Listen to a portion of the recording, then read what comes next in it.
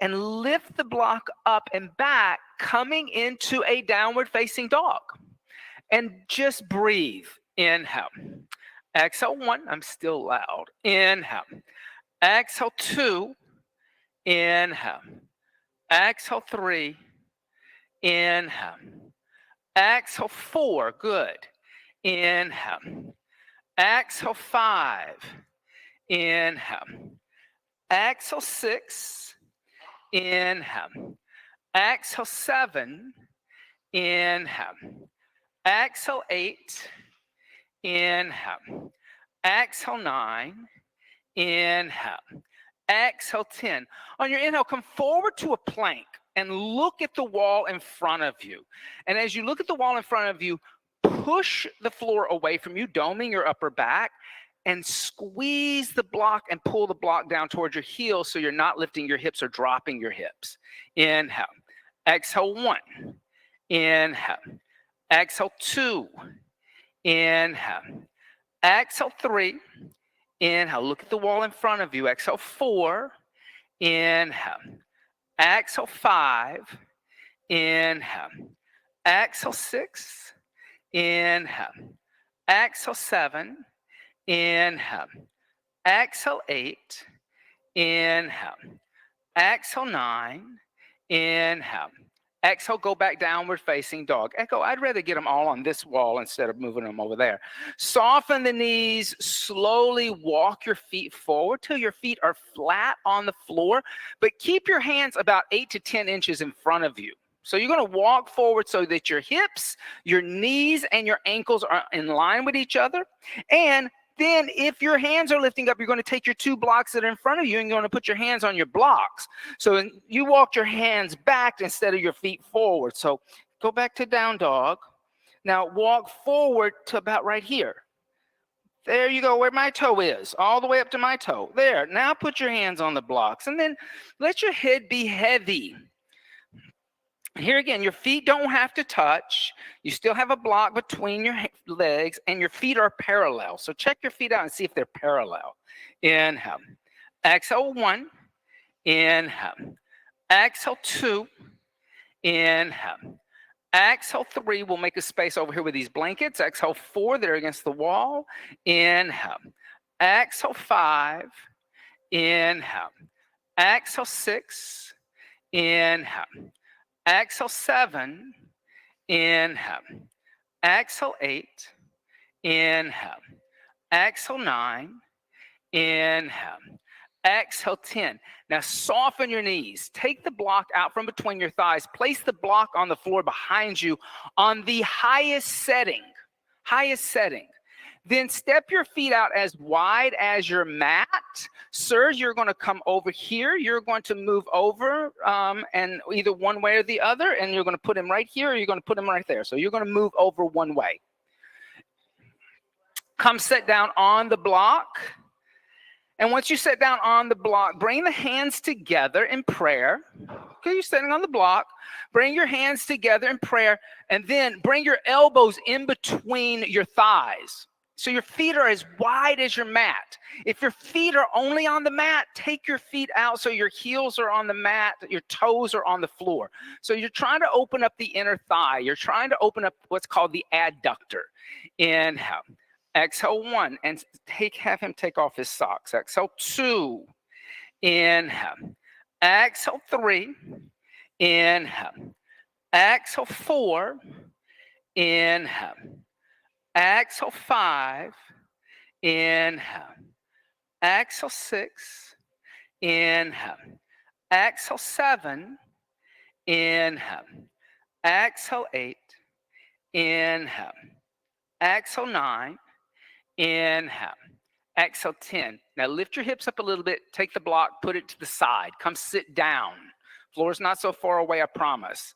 Extend your legs straight out in front of you.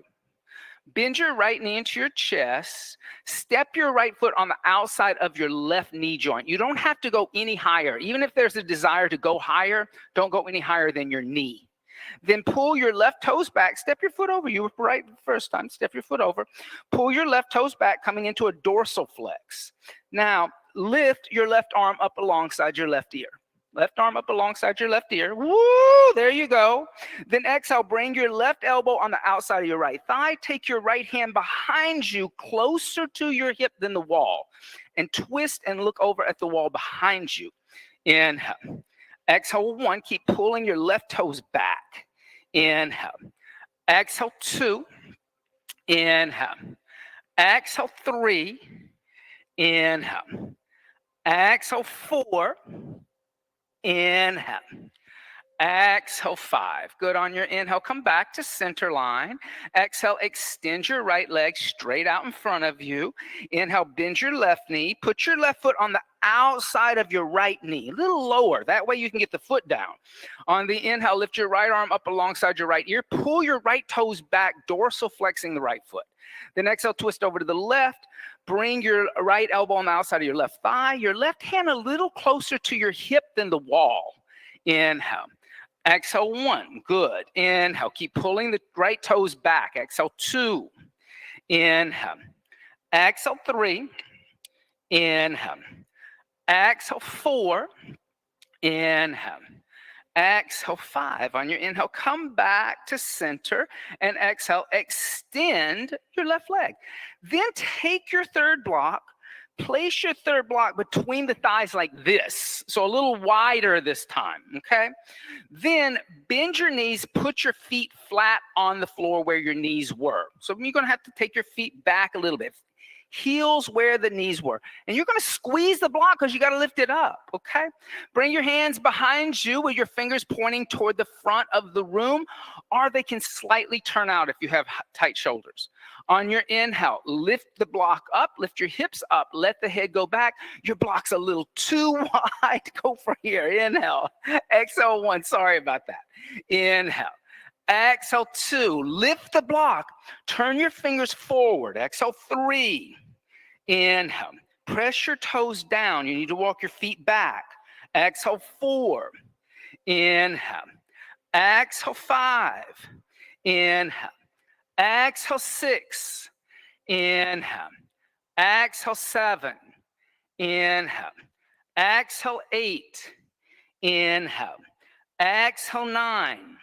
Inhale. Exhale, gently come down. Good. Now, everybody, come sit on your blankets. Okay? And you can move the block off to the side. You can just come sit in what we call Sukhasana. This is easy seat.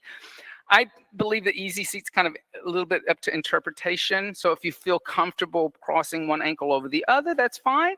Or if you feel like you need to take the knees out a little further and bring the feet together, just bring the soles of the feet together, that's perfectly fine too. That may be the most comfortable, right?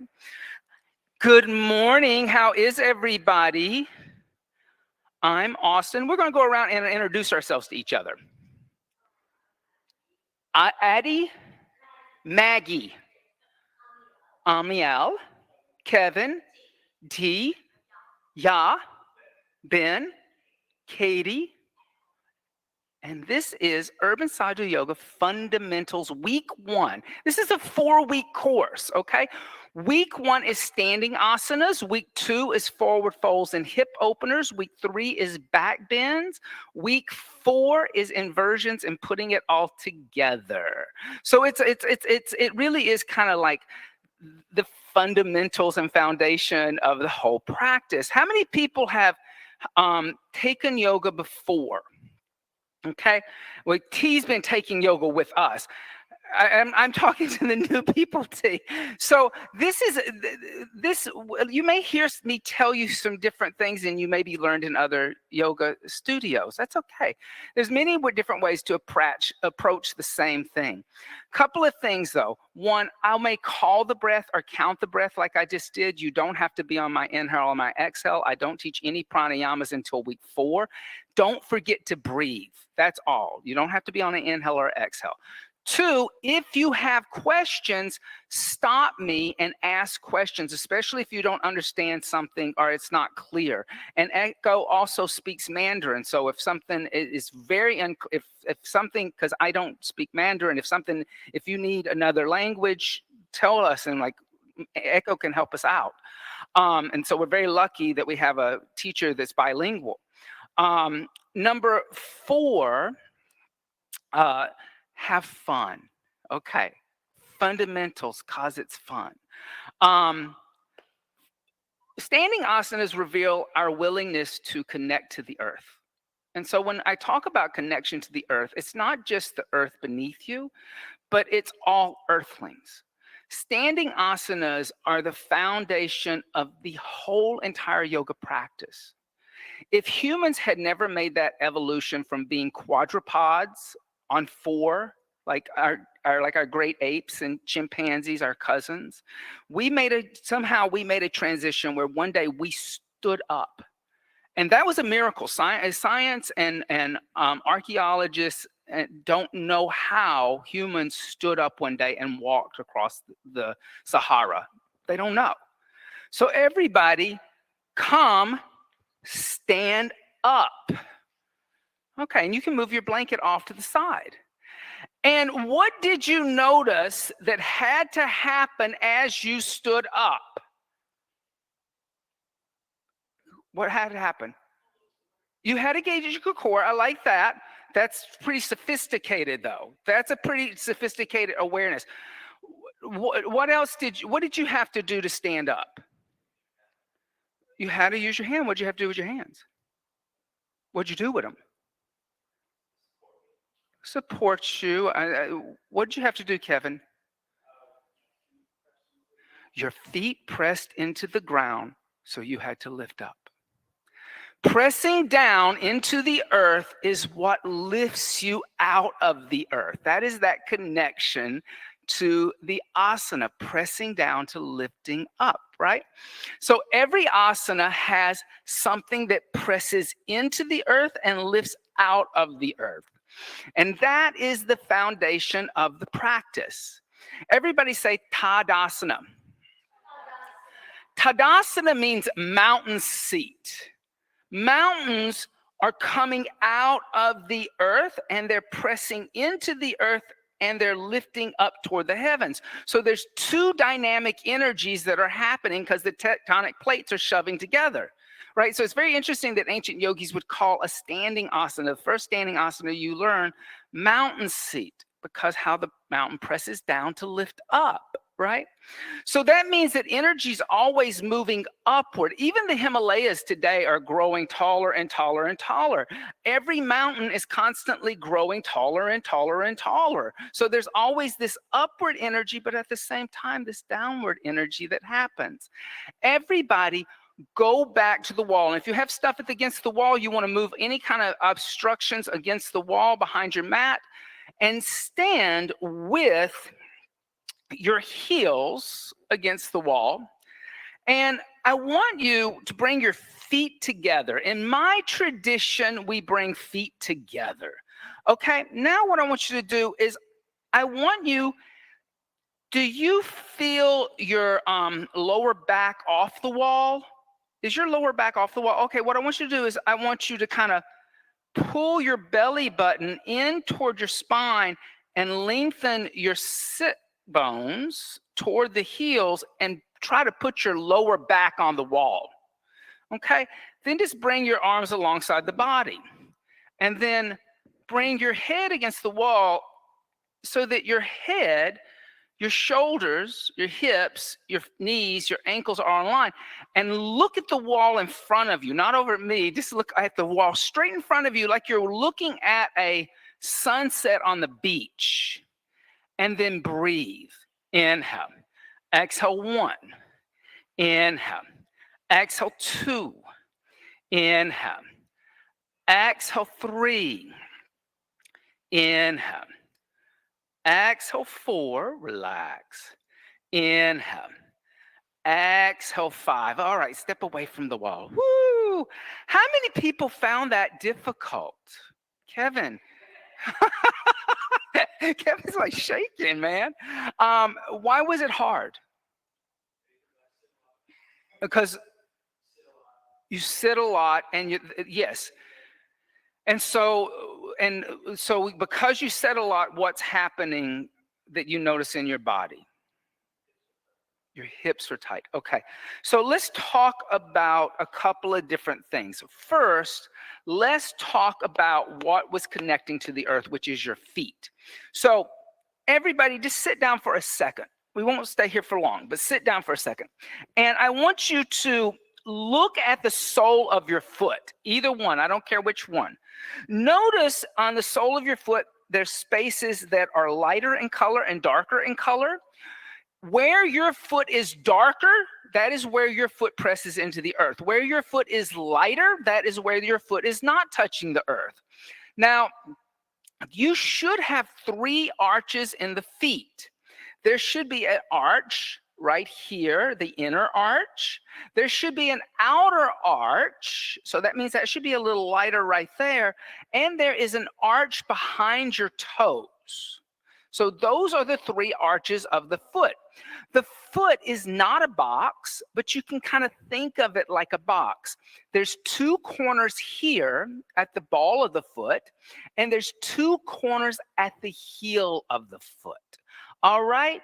So that foot, sometimes what happens when you don't have, when your whole foot is just one dark color, that means that your feet have dropped or the arches have fallen, and the weight is pressing into the foot kind of all across the whole box. But we want to look and see what happens when that happens to everything else in your body. So everybody now come stand up. And I want you to come stand on my lovely bamboo floor. Yes, this is eco-friendly floor, and it's very clean. Okay, so come stand on the floor. Why? I want to get you off your sticky mat. One of the reasons I told Kevin to take off his socks is because how can you figure out your connection to the earth with a piece of fabric underneath your foot? How can you also figure out the connection to the earth if there's a rubber mat there? Listen, rubber mats, we all use yoga mats. They've only been around in yoga since the 1970s. Back in the good old days, people just practiced on floor or and carpet was also a big thing that people practiced on. So now you got this piece of rubber, and sometimes those rubber mats are really spongy and thick, and it really distorts your connection to the earth. So just coming on something that's natural, right? Bamboo, like all of a sudden I can really feel all of the bones in my foot, right? So what we're going to do is we're going to look at the feet, but we're going to see how the feet affect the entire hips and legs and torso, okay? So I want you to start out by stepping on the outside of your foot, lifting your toes up, and walk about 3 or 4 steps forward, and then walk about 3 or 4 steps backwards. Okay. That doesn't feel good, does it? And what's happening in your knees and your hips? Your knees are rotating out. What's happening in your hips? You may even have to walk forward. Your hips are kind of thrusting forward. Okay. So what does this mean? This means that if the sole of my outside of my foot was dark, I'm probably a little bow-legged. And I'm in what's called a post-anterior pelvic tilt. So if you think about, have you ever seen movies of cowboys and you got the cowboy walking down because he's got he's riding a horse all the time, which will make you bow-legged, then that means that what is happening in the knees and the hips is happening in the feet. I'm putting my weight to the outside of the foot. My toe is lifting up. Now, switch that. Come onto your big toe and lift your pinky toes up and your little toes out to the side. Now walk forward and then walk back. Uncomfortable, but people do this. What is happening here? You feel it on the inner knee, the knee's collapsing in. What do you feel your hips doing?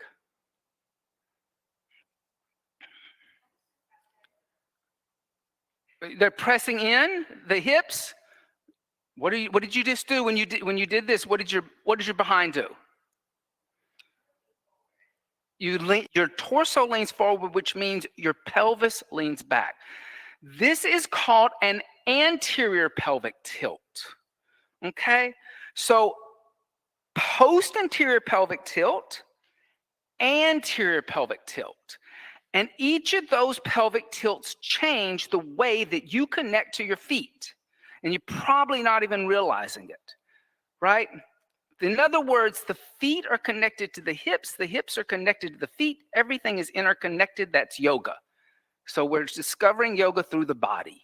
Everything is interconnected because everything that's happening in your body is interconnected, right? Okay, so let's try this one. This one may be more familiar to some people. Come onto your tippy toes. And now walk forward and walk back. Fashion Week in New York City, honey, right? All of a sudden, I'm a supermodel. What does this do?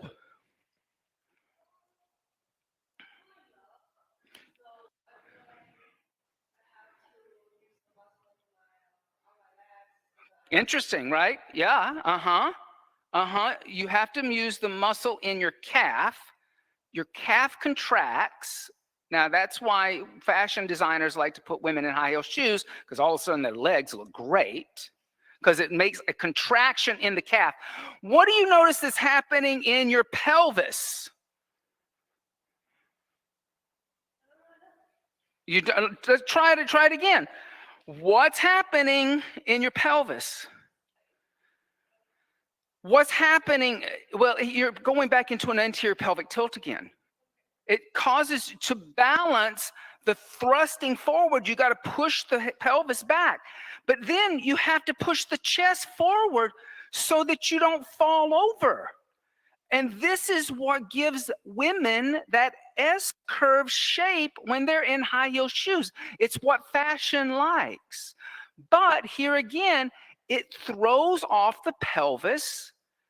It throws off the chest. You're not in that feeling that you felt when you were standing against the wall, where everything was stacked on top of each other. It's curving, right? So now let's try that. I'm not against high heel shoes, but notice what they do to you. Also, gentlemen, I'm going to now show you what hard dress shoes do to you, okay? So men have their own problem because they're in those flat dress shoes all the time. Everybody lift your toes up and then walk forward without putting your toes on the ground, on your heels. Then walk back. Okay? And what do you notice about that?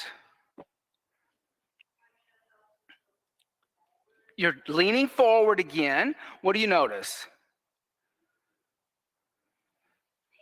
It's painful. You can't bend your knees. It's impossible to bend your knees.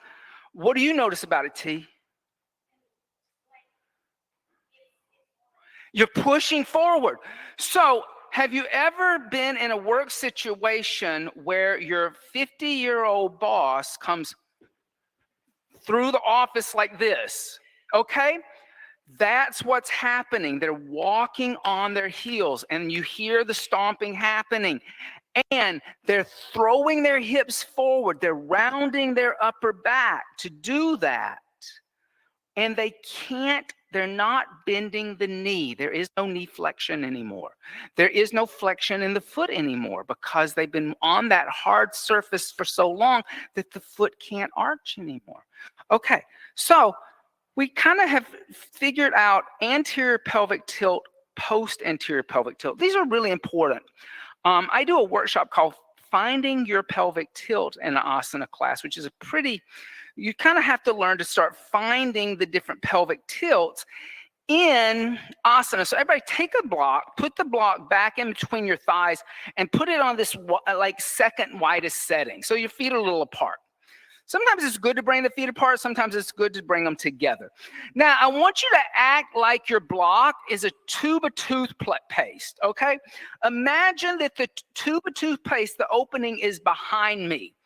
And I want you to squirt toothpaste on the wall behind you. So squirt the toothpaste back behind you, okay? Anterior pelvic tilt. Do you feel what's happening? Do you feel how your abdomen is stretching and your lower back is contracting? Okay, now Imagine that the toothpaste opening is in the front, and now squirt it forward onto the wall in front of you. Okay? Here, feel how the abdomen is contracting, the back is lengthening, and the glutes are clenching. Okay? So anterior pelvic tilt, post anterior pelvic tilt. Now, come to a place where you're not pushing the tube of toothpaste either forward or back. But imagine that there's two holes in the toothpaste, like a cannoli, right? So there's like, it could come out of either end. And the tube of toothpaste, I want you to think of it now like a walnut and crack the walnut, squeezing the toothpaste both forward and back. And feel how that when I did that, my tailbone lengthened, my belly pulled up, and I grew a little taller. Okay? That is a neutral pelvic tilt. Tadasana is a neutral pelvis. Okay? Take your block out from underneath, between your legs. Now, that was a lot of work for just talking about a standing asana, right? But we started with your feet. Standing on your bamboo floor, now bring your feet together. Bring your big toes and your heels to touch. Now, why do we teach this like this? So many places say you can bring your feet apart. When I say bring your feet together, you know what? You know where your feet are in space.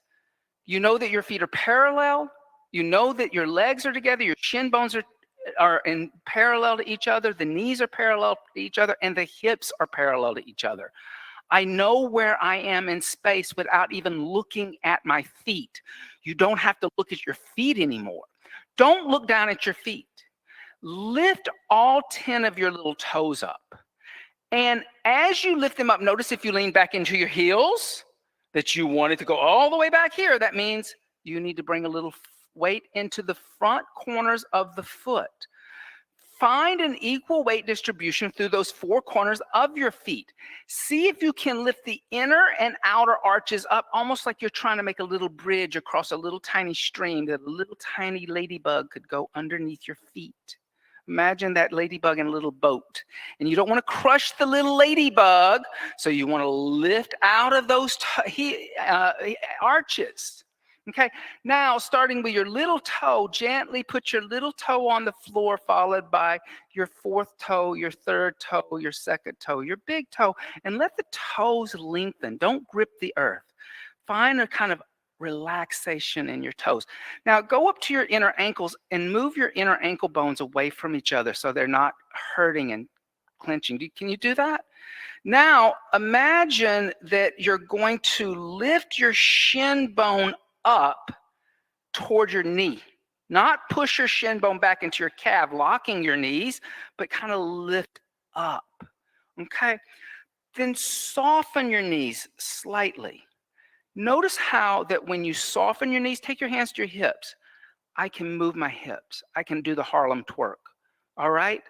Now, try this. Just so you know the difference between a locked knee and a soft knee. Lock your knees and try to push your knees back to the wall behind you. Now try to move your hips. It's almost impossible to move your hips. So I want to be able to move my hips. So soften your knees. Now move your hips so that your pelvis is over your ankles. Tap your quadriceps, these big muscles in the front of your thigh. Now just lift the skin up toward the hip crease, activating the quadricep. Right? Still a soft knee. Now, bring your hand onto your abdomen. Bring your hand onto your lower back, right at your sacrum. Sacrum is this bony part right here. Pull your navel in and move your tailbone down. Then bring your hands to your lower ribs. Pull the lower ribs in toward each other so you're not sticking your rib cage out like a Russian soldier. Right? You've seen that. It's kind of funny, right? Because they go like this. They put it in a little bit. Then bring your arms alongside your body. Now, natural arms are really important. So bring your shoulders up towards your ears. Does that feel natural? That hurts. Bring your shoulders back toward the wall behind you. Does that feel natural? No. Bring your arms down alongside you. Does that feel natural? So the arms are reaching down. Make a fist with your hands. Pretend that you have 2 5-gallon buckets of water in your hand, heavy. Feel how the energy of the earth is pulling down on your arms. Then release the 5-gallon buckets of water and feel the energy flowing through your fingers. So the fingers are active, the fingers are alive, and there's energy moving through your fingers. Good. Then bring your hands overhead, interlace your hands together, and place the hands on top of your head. Now, without locking your knees, press into your hands and press into your feet and lift up, but don't throw your head back. Keep your head like chin parallel to the floor, but press down and lift up like we talked about, just standing up. Then allow your arms to float down alongside the body. Keep the chin parallel to the floor, gazes at the horizon, and breathe. Inhale. Exhale, 1. Inhale. Exhale, 2. Inhale. Exhale, 3. Inhale. Exhale, 4. Inhale. Exhale, relax. All right. Shake that out. How does that feel?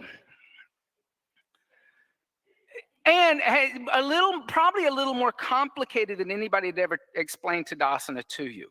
Tadasana is very complicated because what Tadasana is doing, it's bringing consciousness into your entire body. It's not a stretch. This is sometimes a misconception of yoga asana. You can relax. A lot of times people think yoga asana is all about relaxing and stretching.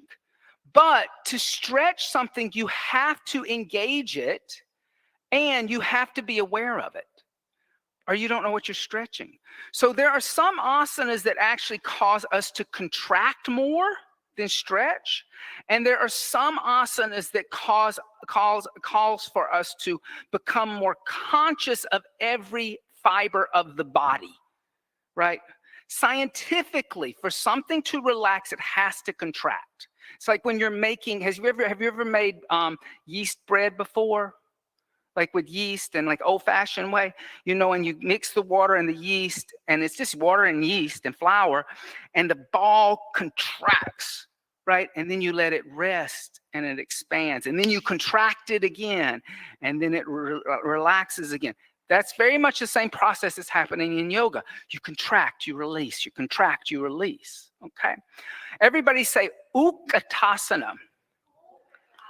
Utkatasana translates into fear seat, but we translate it a lot of times in yoga classes as chair seat, right? Chair seat, fear seat, both.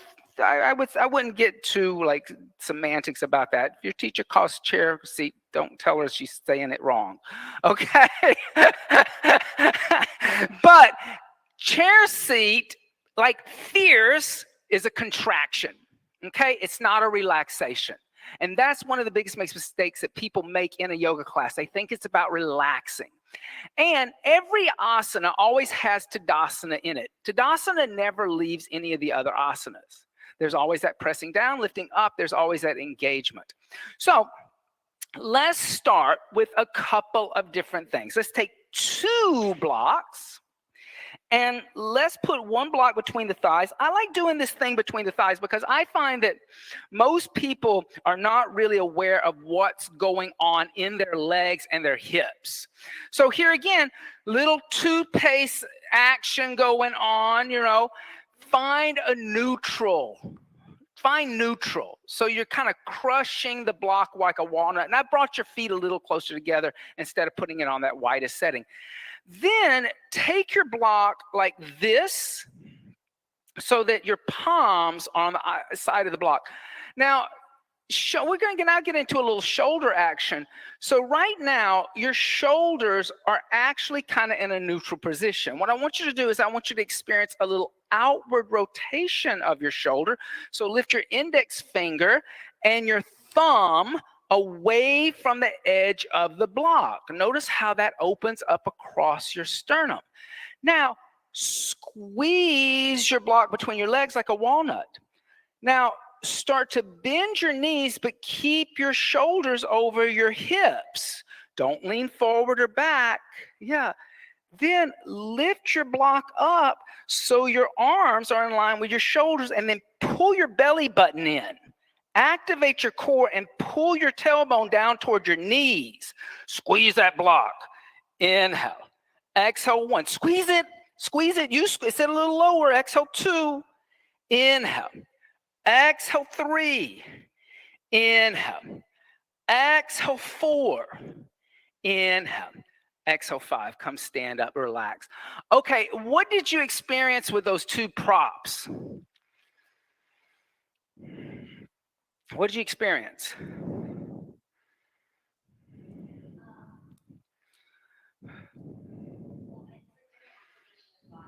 Totally different. Yeah. Most of the time when you see people do this, they'll do it like this. Maybe they're looking up, but they've lost the idea of joint stacking on top of joints. And then you get that response from some yoga schools are saying, don't keep the students in Utkatasana more than 1 breath. It's so hard. Well, of course it's hard. Look at what I'm doing. I'm throwing my weight unevenly off my feet, and I'm trying to stay in a balance. Of course it's hard. My God. However, you can take the block out from between your thighs now. However, if I approach the asana from Tadasana, that I'm not going to lose Tadasana. What happens is, as I bend my knees, I pull my belly in, I lengthen my tailbone, and my knees don't bend as far, and I lift up, and I'm actually in an upward movement instead of a forward and back movement. And then I'm really engaging the core of my body. Now, if I'm bending my elbows out a little bit, I'm going to open up my thumbs a little bit so there's an outward rotation of the shoulders. Okay? Come stand up. Does that make sense? Okay? So going from Tadasana to Utkatasana is not a big dramatic movement. It's actually a very subtle movement, but you see it sometimes approached as a big movement from one thing to the other. It shouldn't be a big movement, okay? So let's just try this. So standing with your feet together so you have feet awareness, come to a neutral pelvis, gazes at the horizon, tailbone moves toward pubic bone, arms alongside the body. Now, start to bend the knees, reach the arms up, press the pinkies together. Keep the arms extending. If you're bending your elbows, press more to the outside of the hands. Good. Now, stand up, Tadasana.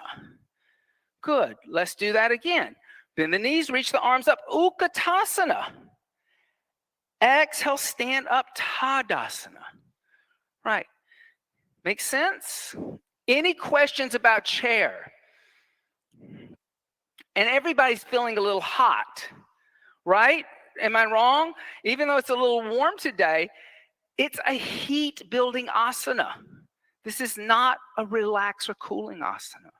You're engaging all the muscles of the body so that you can stretch them, okay?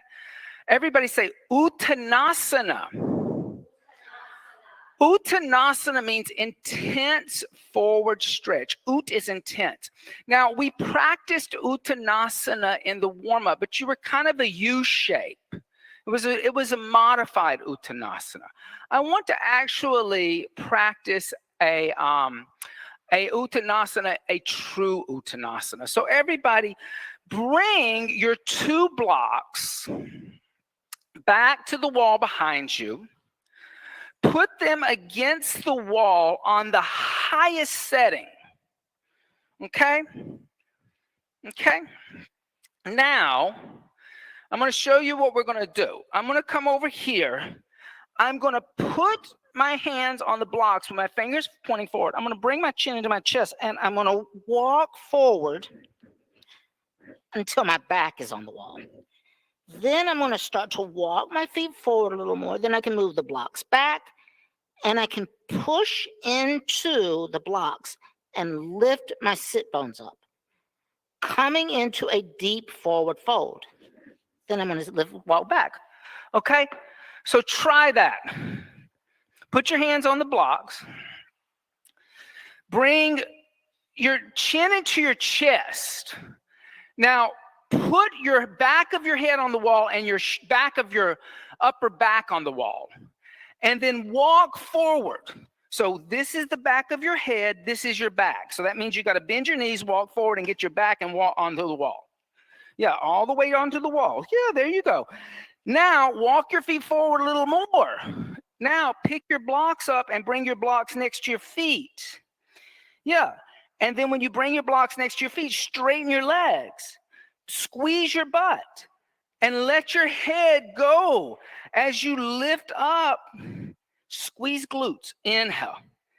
Exhale 1. Inhale. Good. Exhale 2. Inhale. Exhale 3. Good. Inhale. Exhale 4. Look at there. Inhale. Exhale 5. Now slowly walk back toward the center of the room.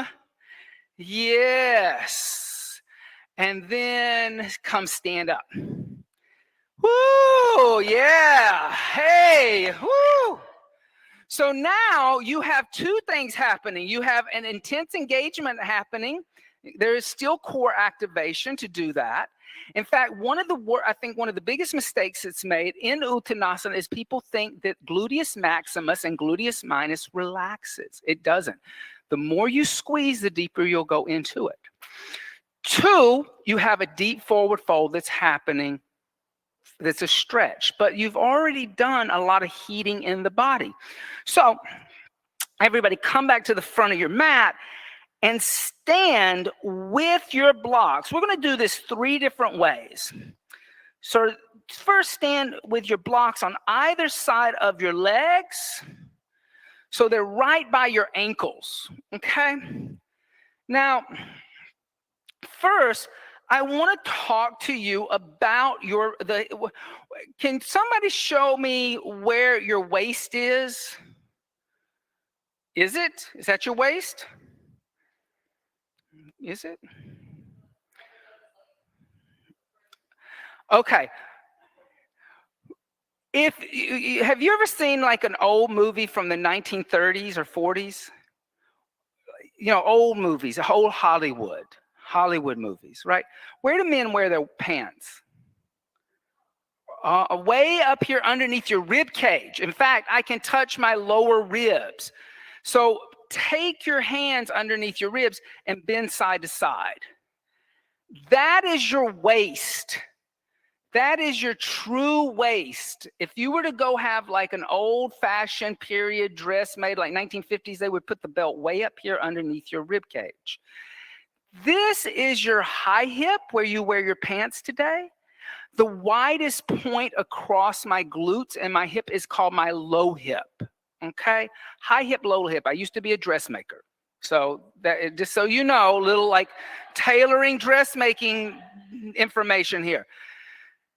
Take your fingers into where your bikini line is, the leg of your bikini. So that means right here where the thigh meets my pelvis. You have your hands on your waistband of your pants. I'm asking you to go there where your underwear leg is. Where your underwear leg is. This is your thigh crease or your hip crease. Now, put your fingers right there, too high, Kevin, right where your thigh meets your groin, where your leg inserts into your pelvis. Now, hinge there and fold forward. Good. Now lift back up. So that is your natural crease to fold forward. That is your high hip crease. Now, when you fold forward, somehow you still want, one of the tendencies is if I fold forward, I'm going to go into an anterior pelvic tilt to do that. Notice how that my butt moved out from behind my knees and behind my ankles. So that becomes kind of tricky because you want to stay in a neutral pelvis in a forward fold. You have these two bones in your butt called the sit bones, S-I-T-Z, sit bones. And those are kind of like the headlights of a car. You can kind of like measure everything through the headlights. So what I want you to do is stand in between your blocks, reach back and reach into your glute muscles. And can you feel those two kind of bony bones right there? Lift them up.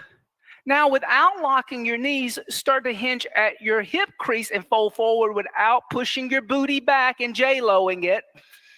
Then let your hands slide down your thighs onto your blocks and look back at your knees. Good. There is an uttanasana. There should be some intensity, and you should feel a stretch happening from your heels to your sit bones. Now, try to squeeze your butt like you're trying to hold in gas. I don't know how else to say it. Notice how that as soon as you squeeze your glute muscles, you fold deeper into the asana. Relax your glute muscles. Notice how there's nothing happening. Okay, then press into your feet. Lift your head and chest halfway, look forward. Take your hands onto your shins, slide your hands up your thighs, and come stand up. Did everybody kind of feel that, what was happening in your glutes? Like if I activate that muscle, I can fold deeper. If I relax it, nothing's happening. There's nothing happening, really, what's happening. Okay, how many people, yes ma'am, T. Fall forward, yes, it is a forward fold. So how do I do that? So how do I keep from feeling like I'm gonna fall forward? I don't grip with my toes, but I bend my knees just slightly, a little bit of softness. It's not a bend, that's too much. Like if your knees are going in front of your ankles, that's not softness, that's a bend. So I should say it should be a little bit of softness in the knee joint, right? And that will help you fold forward. So everybody, let's do this. Take your block to this setting, okay? Go down one, all right? Then stand up. Now, I'm going to show, we're going to do this through a little bit of an activation through all three of the things we learned, okay? So standing into Tadasana, hands by your side, bend your knees, reach your arms up, Utkatasana, awkward chair seat. Now, hinge at your hip crease, fold forward with your knees bent, put your hands on the blocks next to your feet, then lift your sit bones, extend your legs, and squeeze your butt.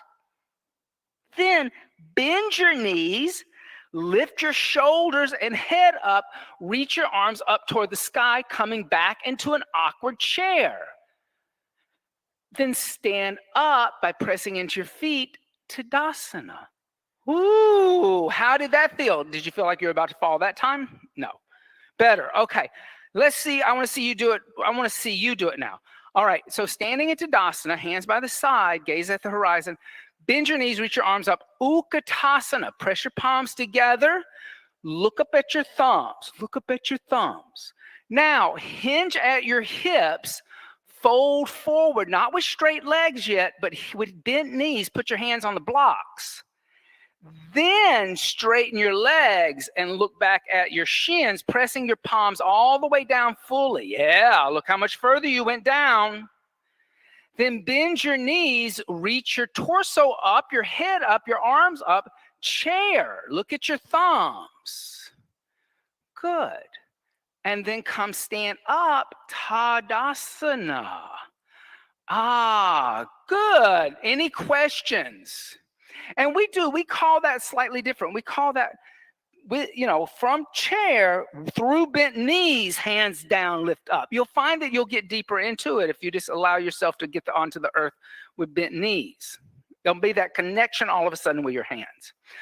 All right, everybody, let's come and face this window, right? And does everybody have a belt? Yeah. If you take a belt, and let's take the belt and put the belt down the center of your yoga mat. like it's a white line in the middle of the highway, okay? And then you can move your blocks over here to the front if you need to in front of your mat. Okay, now come and stand on your belt with the arch of your foot in the center of the white line, and your toes on the front side and your heels on the back side. So you want to be right in the middle. It looks uneven to me. So bring your feet together so you know if your feet are even. Yeah, so now just get used to always stepping your feet together, Kevin. Yeah, there you go. Okay, now bend your knees and jump your feet out wide apart. Woo, but wider. How wide? This is always a trick. How wide? Reach your arms out to the side. Now, have you ever seen that Da Vinci drawing of the man in the circle? Yeah. So the man has the ankles underneath the wrist. Bring your ankles underneath your wrist.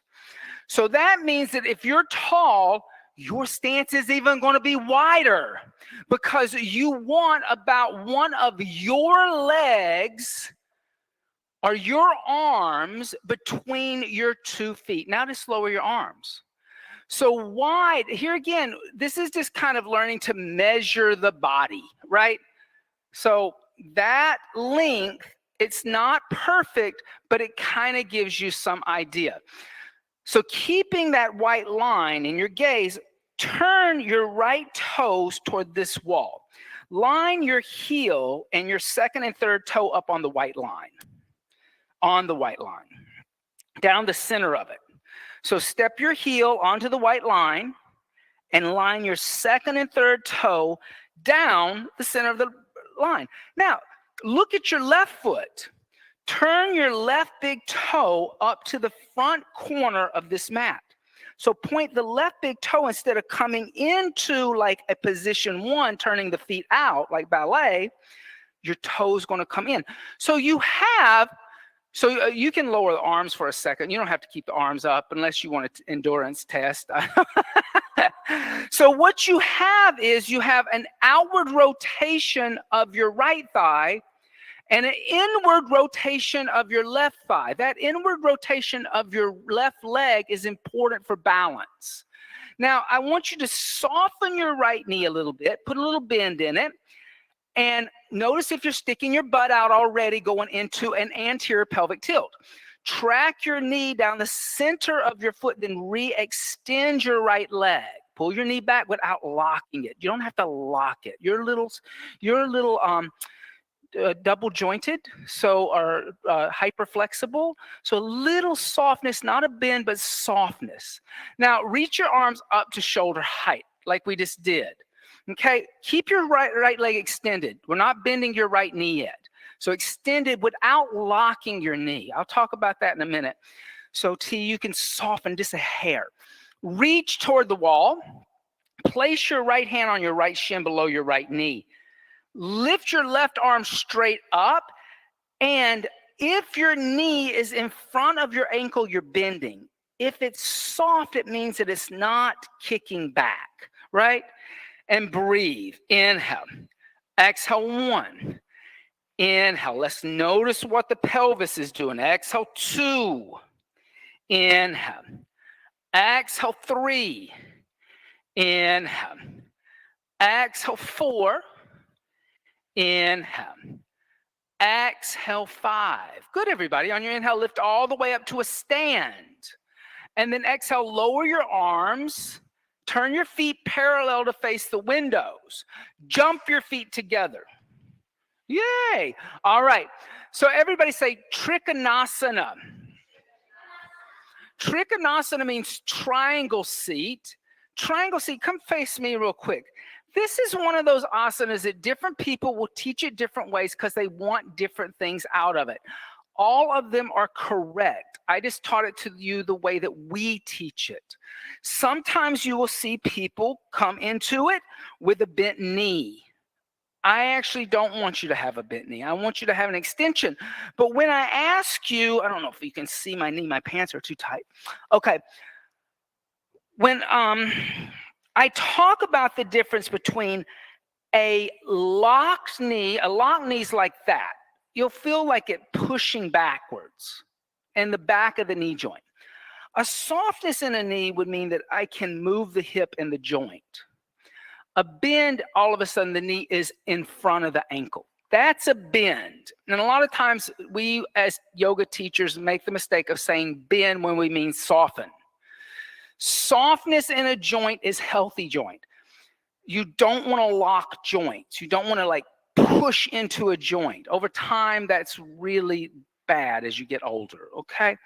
So I teach this with the hand on the shin and lifting up. And like the mountain, I'm kind of constantly lifting here. There's not a lot of weight in my right hand, but you will see people do it like this. They'll lean forward. They'll lose, a lot of people will lose what's happening in the pelvis. Our Iyengar does a hand behind a block, right? So different ways of teaching it, they're all correct, but what are you looking for is what I would say. In Bikram, with the hand in front of the shin, he's looking for core strengthening. Iyengar, when the hand behind the block, he's looking for an inner thigh stretch. What I'm looking for is a side body stretch on the left side that was reaching up toward the sky. So different places will look for different things. And a yoga teacher should be able to tell you why they're asking you to do something. Not just like because my teacher told me to do it that way. Then you're in trouble. They should be able to say to you biomechanically, this is what I'm looking for, and that's what these other people are looking for. Right? Doesn't mean they're wrong. It just means that's the way I teach it. Does that make sense? That looked pretty good. The one thing I want you to make sure to look at on the next side is we're going to talk a little bit about more about your pelvic tilt. Okay, so everybody face this wall again. Now you know how far you got to jump your feet apart. Jump your feet apart. Go for it. Whee, yes. Now, turn your left toes toward this wall. Turn your right toes in a little bit at an angle so it's pointing this right corner of the mat. Now, just put a little bend in your left knee so that you can track your knee down the center of the foot. Notice how that moved the hip flexor. Now re-extend your left leg. Now everybody bring your hands to your hips for a moment. Okay? Feel what your hips are doing. Stick your booty toward the wall behind you like you're J-Lo. Notice what's going on in your chest when you J-Lo this. So you're going to like put your hands on your hips, right? And I'm here now. And you're going to stick your booty back like you're J-Lo. Now, stick your hips forward. Notice how that puts you into a back bend. Find a neutral pelvis so you're not sticking your hips out or pushing your hips forward. Reach your arms up to shoulder height. Reach over to the left. Pull your right hip back without sticking your hips behind you. Place your hand on your left shin and reach your right arm up, but then try to touch the ceiling with your right hand. So bring some lightness into your left hand. So you're not collapsing and like, acting like the earthquake is happening, destroying the lift up, lift up, lift up, lift up. There. Good. Breathe. Inhale. Exhale 1. Inhale. Exhale 2. Inhale. Exhale 3. Inhale. Exhale 4. Inhale. Exhale 5. Now inhale, lift all the way up by pressing into your feet. Yes. And then exhale, lower your arms. Good for you. Turn your feet parallel. You can step your feet together again. All right. How did that feel? What was that like? Easy, hard, different? You felt the stretch in the trunk and the torso. This is one I'm completely convinced as I keep working with people, and Kevin said, I sit all the time.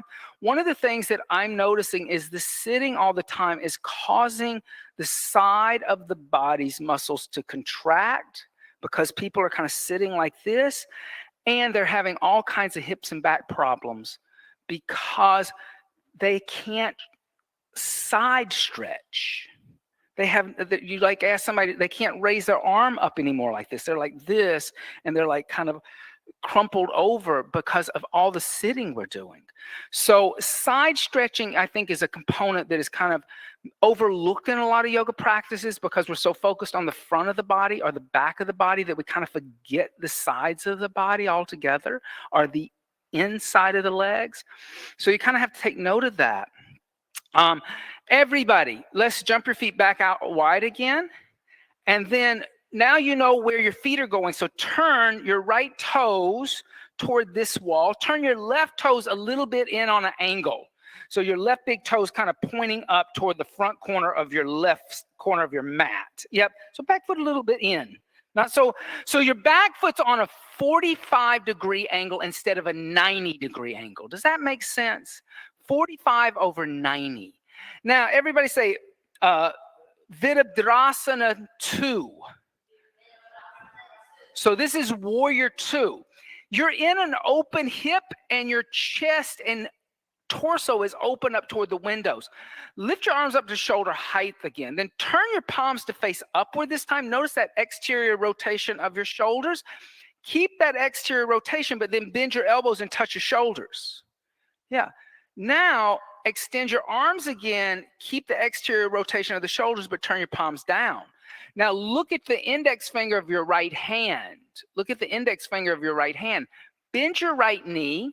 And as you bend your right knee, bring your right thigh parallel to the floor. So that means you may have to scoot your right foot forward a little bit, because I should actually be able to come sit on your thigh like you're Santa Claus and I want to tell you what I want for Christmas. And you should be able to hold me up.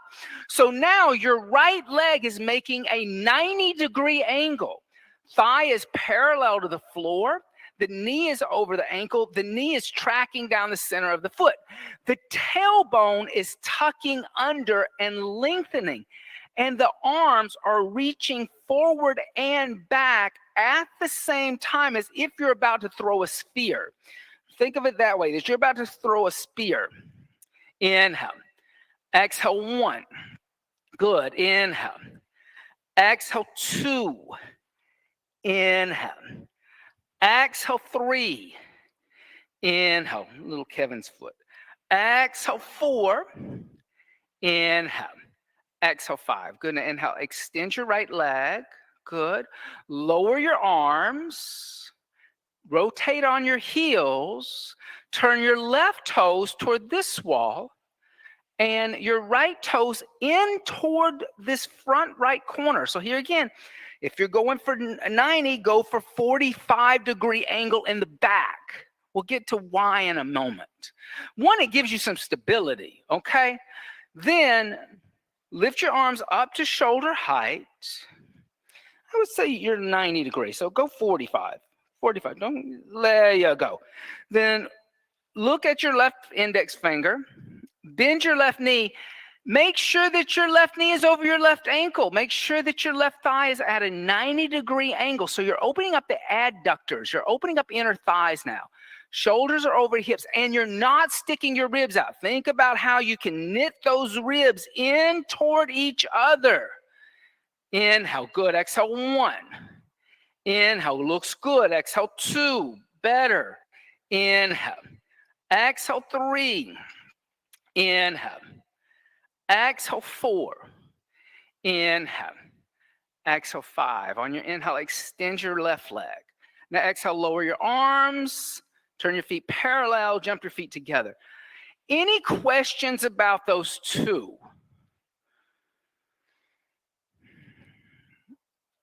Yes? So that is, in Warrior 2, you're open. It's an open hip and it's an open chest. You're thinking of Warrior 1. Yeah. We're going to do that now. So a lot of times, so everybody, come over here to this wall over here. A lot of times, people, you'll hear different things at different schools. You'll hear some people say that your back foot is on a 90-degree angle. I'm telling you 45-degree angle for a very specific reason. And it doesn't click until you start to practice Virabhadrasana 1. And this is one of those cues that teachers give, and it's an improper cue, but we say it all the time. Sometimes we say things that we shouldn't say, and it confuses people. People say things like square the hips. I hear this all the time. I've been guilty of saying it. Let me be clear. Your hips are not a box. They are not right angles. There is no way that you can square the hips. It is absolutely impossible. It's an alignment cue that really confuses people. And then you get responses like, I can't do that. Well, of course you can't, because you really can't square your hips. But what you can do is you can learn to open up what's called the psoas muscle. And the psoas is a muscle deep inside your body that attaches at the hip flexor, the front of the hip, and it attaches to, I think it's T12 in your spine. If I were to reach in and say, oh, I want to touch my psoas, I can't touch it. It's so deep in my body. If that gets tight, then you have back problems. Actually, that may be what's creating your post-anterior pelvic tilt. You'll find that people who are in a anterior pelvic tilt all the time usually have open psoas because they're constantly stretching there. But Warrior One for us is a deep psoas opener. And because our methodology is that once you make a connection with the earth, the seat, you commit to the seat. My seat is connected. I'm not always dancing around in my feet. Other places, they're telling you to move your feet, shuffle your feet. I think it's terrible on your knees because you're moving dynamically and kind of not really making conscious movements. It's kind of like just sliding the foot around a little bit. So everybody come over to me. Come over to me. Okay, so what I'm going to do is I'm going to walk my toes up the wall, and I'm going to bend my knee, and I'm going to put my knee, oops, I'm moving my pants, and I'm also trying to move this little thing out of the way, because Echo, I'm going to have you come over here and work with me in a minute. All right, now I'm going to put the knee against the wall. Now I'm pushing forward, and my back foot on a 45-degree angle is pushing back. This gives, whether I'm in Warrior 2 or I'm in Warrior 1, it gives me stability in my hips. In fact, Echo can come sit on my knee, and that's not going to bother me. She kind of sit down hard too. But also, as I energetically pull the right hip back, my left hip forward, I'm opening up the psoas of the left side of the body. But then, like chair, there's a little bit of a lifting up and arching back of a back bend that happens. So I should feel this slight twist and back bend and engagement of psoas and the hip flexors. Okay? So everybody go over to the wall. And here again, you're going to use your little white belt as a road map. If you have a blanket in front of the wall, just move it over to the side. And take your right toes up the wall. So your toes are kind of up the wall a little bit, and your foot's flat on the ground. It's just your toes creeping up the wall, like you're kind of stretching your toes. Then, and line your right foot up with your belt. Then step your left foot back so that you're heel to heel or heel to instep. So if you want a little more space, go heel to heel, but step all the way back like you would. Just, you now know how far. And then you're going to take a block and bend your knee and put your knee on the block between the wall. And you're going to hold the block onto the wall with your knee. Now, notice how when you have your knee pushing into the block, you can really start to move your hips and figure out what you're doing in your hips. Notice how that when you start moving your hips, you can feel your hip flexor move, and you can feel your knee going from side to side because what your hips are doing. Here again, that interconnection, right? Then bring both of your hands onto the wall. Now, push the wall with your left hand, pulling your right hip back, moving your left hip toward the wall.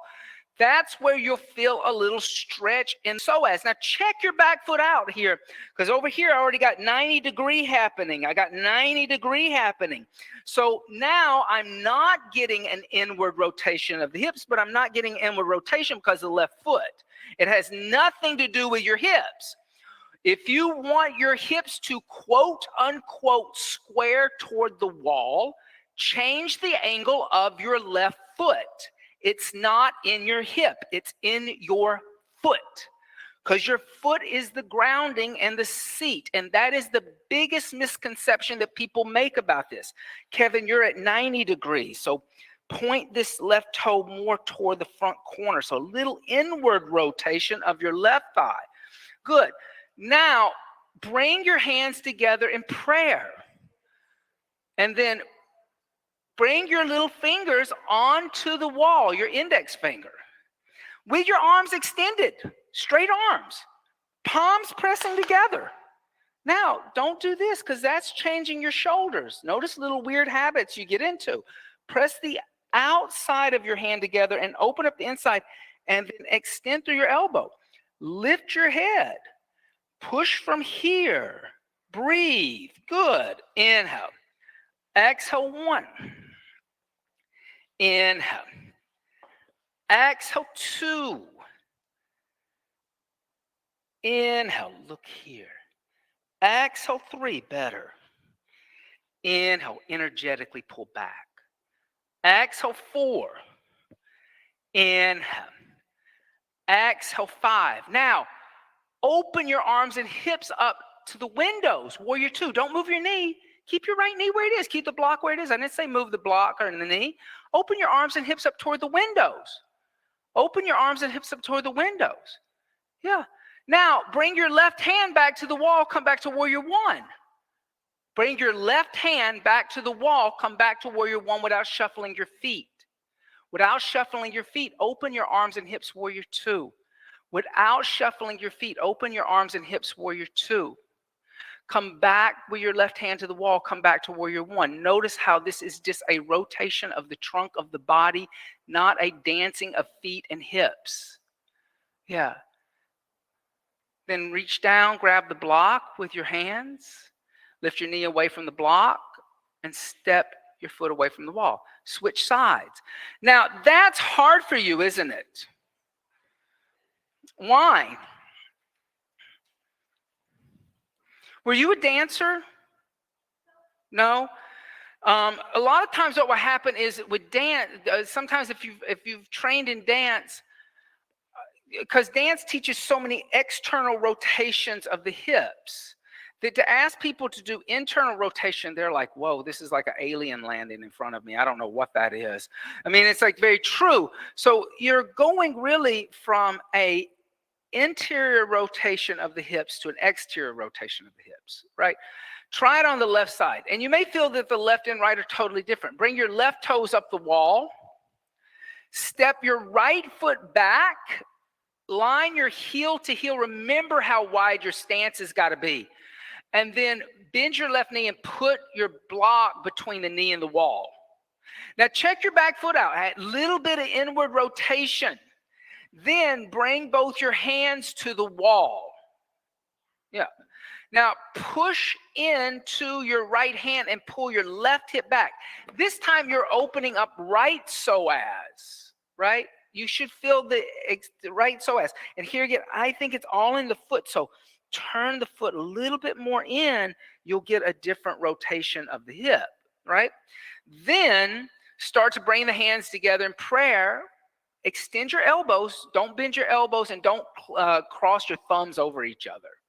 Then lift your hands away from the wall and lift your chest and energetically pull your right shoulder forward and your right shoulder back.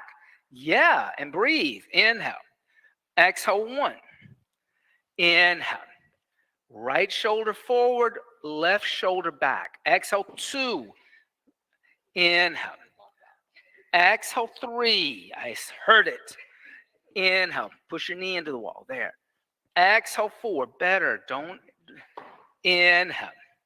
Exhale, open your arms and hips, warrior two. Notice how you don't have to move your feet to do that. Then bring your right hand back to the wall. Move your right shoulder forward, your right hip toward the wall. Then open your arms and hips. Good. Then go back to the wall one more time. Good. Reach down, grab the block, and move away from the wall. All right. So how did that feel? Okay. Everybody, you still have your belt, okay?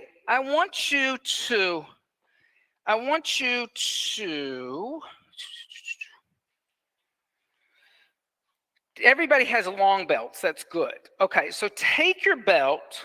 We're not gonna make a big deal out of this. Take your belt. You asked me when to do this. Now's the time to do this. So take your belt and make sure it has no loop. Take the belt around you. Bring it up underneath your armpits, okay? And then thread the belt through both your D-rings, okay? That's all. So you just have a little belt underneath your armpits, okay?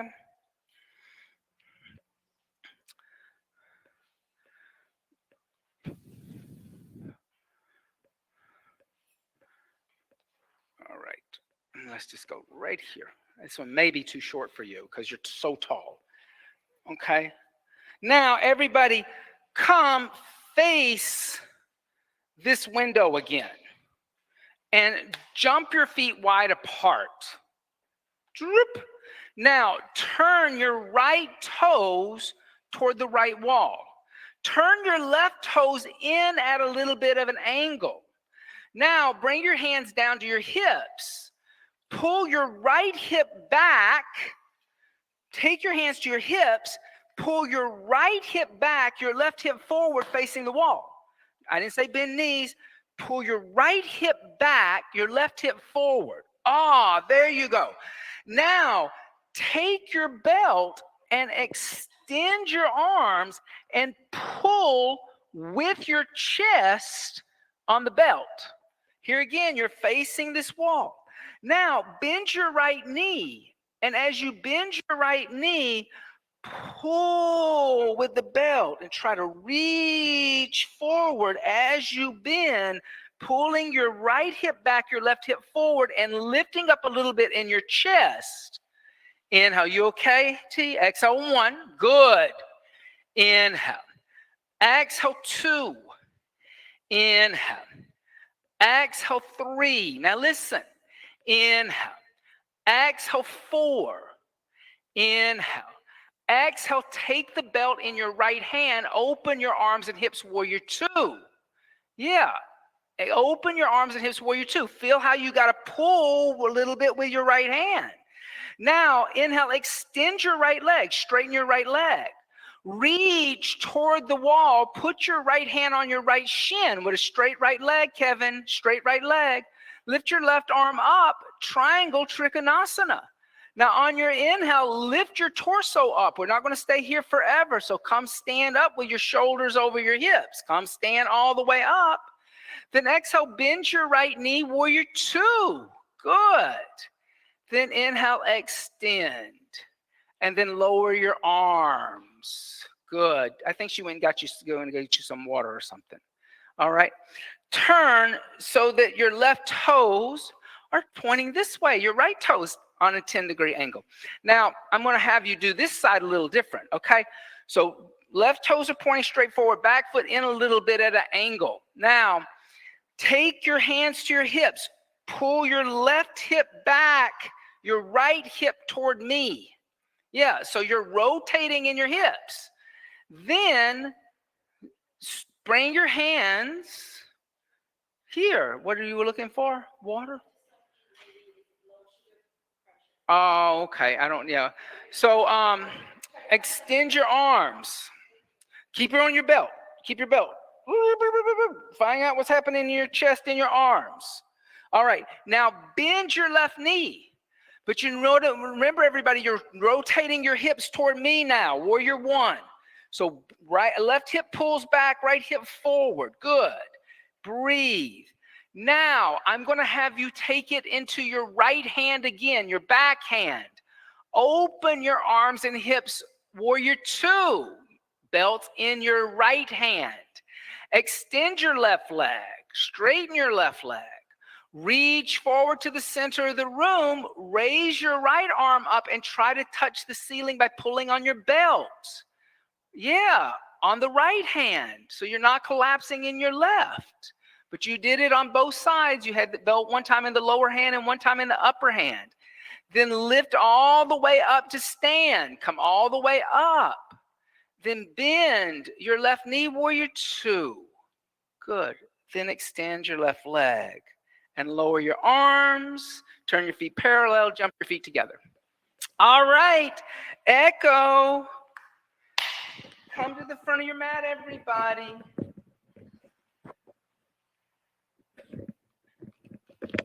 Okay, now you don't need the bell, but you still need one blocks. So, oops. Bring one blocks and put these blocks in front of your mat on the bamboo floor. And the blocks is straight to the middle of the room. Yeah. Now, usually we're standing on our both feet, but now we were standing on one. Everyone say together with me, Vrikshasana.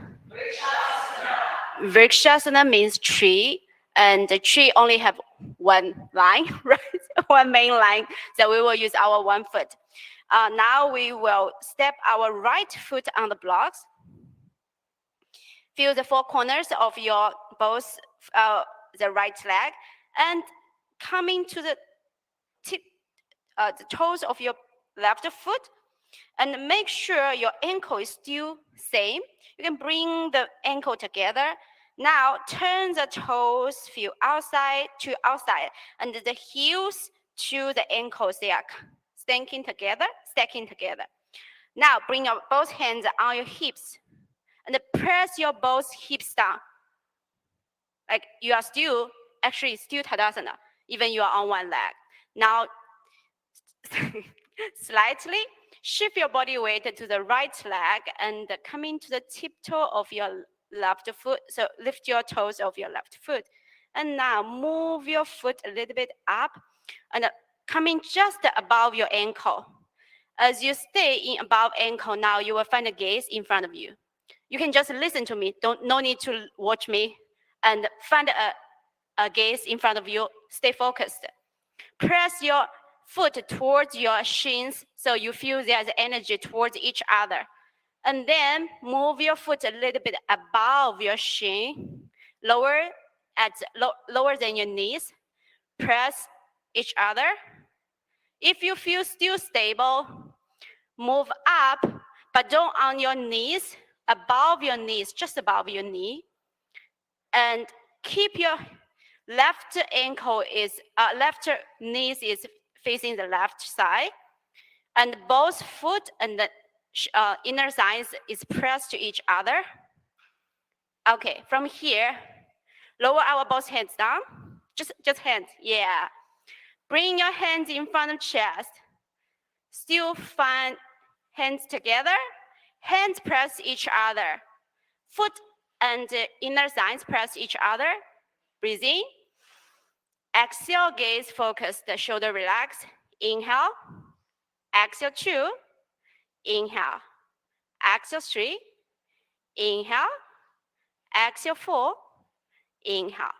And exhale, bring your hands down. Lower, slide your foot down until you find the left foot landing on the mat. And step down. Step off your blocks. So this is on your right side. Now we will go to the other side. Step your left foot on the blocks. First, get your four corners of your foot and step on your left foot. Come into a tiptoe of your right foot. Turn your right foot outside to the right side and bring your heels on the inner side, connect together with the left ankle. And then Lift the foot off and press your right foot against your left ankle. Hands on your both hips and press them down. Find a focus point, stable. For the next inhale, lift the foot, slide up just lower than your knee. And you can gradually coming up until you find a place above your knee. Either lower than your knee or above your knee, but not on your knee. Still keep your eye gaze focused, deeper breathing. Exhale, 1. Next inhale, bring your hands straight. Bring your hands towards your chest. Now press your both towards each other. As you press your hands towards each other, your both inner foot and inner thighs press to each other. So you have the inside energy. Press to each other. Inhale. Exhale, 2. Inhale. Exhale, 3. Inhale. Exhale, 4. Inhale. And exhale, 5. Extend your arms. Slide your foot down and landing back to the bamboo floor. Step off. Do you feel? How do you feel? Do you feel like actually on the blocks you can do more consciously? Like I'm more aware so that I can standing longer other than I just on the floor and I'm wobbling all the time. So it's just about the awareness of your foot and all your whole legs and the body muscles. Now we will go into the wall. So coming to the wall and sit on your mat. Yeah. Turn one side of your body, hips and the shoulders close to the wall. Knee is together. Bring one hand behind your right. Yeah. And then swing the other one extended to the arm, to the ear. Bring these hands lower down. So your both hands is actually behind you. And now you will feel, we talk about sit-bone, right? Do you feel you are actually sit on your sit-bone?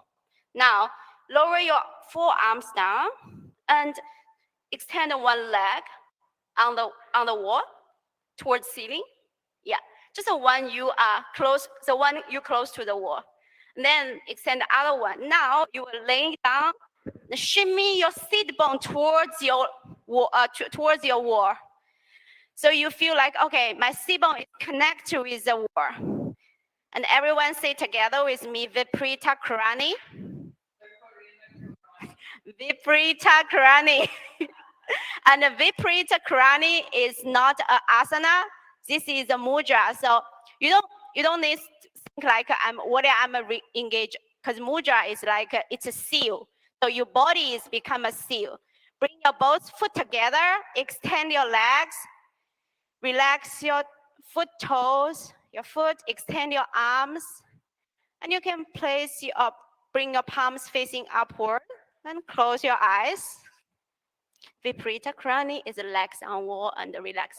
No, arm is along your body. Yeah, and bring your sit bone towards wall. I know it's hard. Okay, arm is along your body. Yeah, and the palms facing up. Relax toe. Close your eyes. And breathe in, breathe out. Just relax here. It's not like totally relax. It's a mudra. Inhale. Exhale. Inhale. Exhale. Inhale. Exhale 3. Inhale. Exhale 4. Inhale. And exhale 5. 5 more, right? So Viparita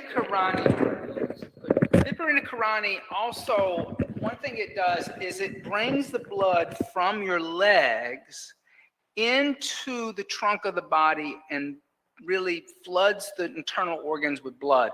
Remember, you once were quadrupeds, right? So that means that your heart is the same place where a dog's heart or a horse's heart is. So it takes your heart a lot of work to get the blood back up to the heart to refilter the blood. So Viparita Karani also very biomechanically and scientifically, is a little bit of an inversion, bringing the blood from the legs, which you've really worked today because of standing asanas, into the internal organs and floods the internal organs, making it easier for the heart to get the blood back. Bring your knees into your chest. Give your knees a little hug. Gently roll over to one side that you're not going to run into anything, and then move away from the wall and come lay down in Shavasana, corpse seat. This is probably everybody's favorite asana. So you can roll up a blanket, put a blanket underneath your legs. You don't want your feet on the wall. You don't want your head on the wall. But this is that moment that you really do try to get to relax. It's the relaxation time of the practice. I like to have that little bit of rolled up blanket underneath my knees, because I find that if I have a tight lower back, it alleviates the pressure in the lower back. Also, if you have tender heels, kind of just resting the back of your heels on the floor hurts the heels a little bit. And then just consciously scan your body. How are you placing your arms? How are you placing your legs? How are you placing your head? Consciously place them in a way that's comfortable to you. And just close the eyes and start to relax. Starting with your toes, tell yourself, toes, relax. Ankles, relax. Shins, relax. Knees, relax. Thighs, relax. Hips and pelvis, relax. Lower back, relax. Abdomen, relax. Chest and upper back, relax. Shoulders, relax. The biceps and triceps, relax.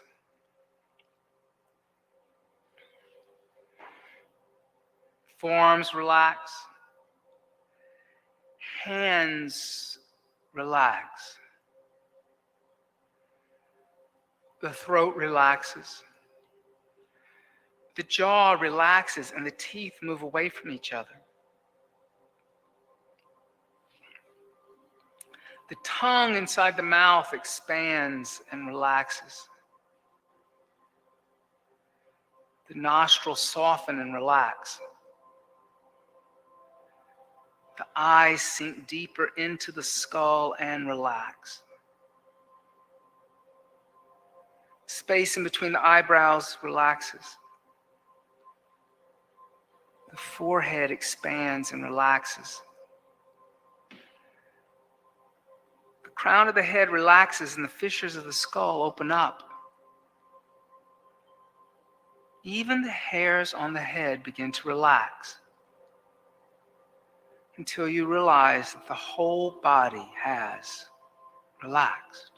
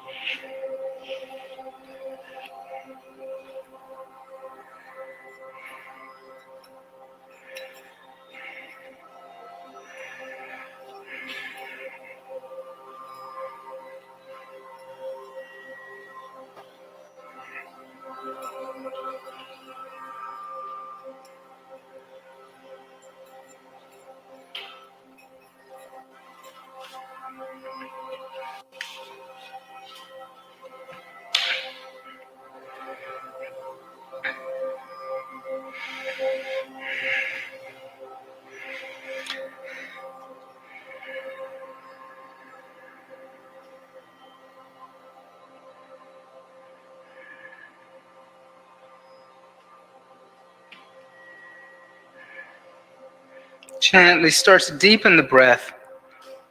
And by means of the breath, make small movements with the fingers and toes. Stretch the arms overhead, stretching the arms.